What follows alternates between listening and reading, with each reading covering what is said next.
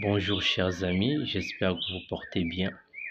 On va parler du match du Barça face au Real Valladolid. Victoire du Barça sur le score de 2-1 avec un but de Rafinha et un but de Fermin Lopez. Un match compliqué certes, mais la victoire est là et les 3 points sont là. C'est ce qu'on voulait. Match compliqué, on pouvait s'y attendre. Hansi Flick l'avait d'ailleurs fait savoir en conférence de presse que ça devait être un match compliqué, qu'il essaie de se mettre à la place de l'entraîneur du Real Valladolid, eux qui n'avaient plus rien à jouer, qui n'ont plus rien à jouer en Liga. Quel discours l'entraîneur, le coach peut donner à ses joueurs, sachant qu'ils n'ont plus rien à jouer? Faites-vous plaisir les gars.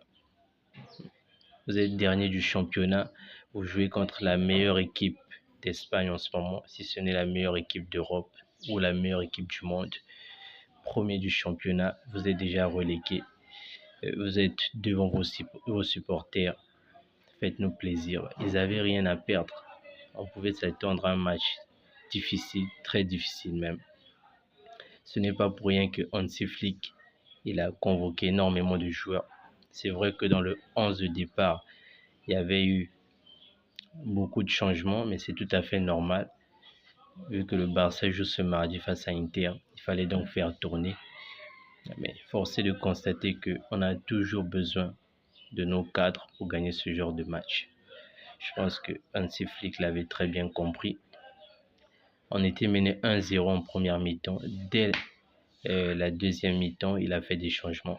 Pedri est sorti parce qu'il fallait qu'il souffle. De Jong est rentré. Lamine Yamal est rentré. Rafinha est rentré. Et on a vu ce que ça fait. Fermin Lopez, je crois qu'il avait débuté le match, si je ne me trompe pas. Dans tous les cas, le Barça a gagné sur les buts de Rafinha et le deuxième but, c'était Fermin Lopez. Une belle frappe du pied gauche. On a apprécié le but. Et donc, à l'issue de cette 34e journée, le Barça prend provisoirement 7 points d'avance sur le Real Madrid qui joue ce dimanche face au Celta Vigo, si je ne me trompe pas.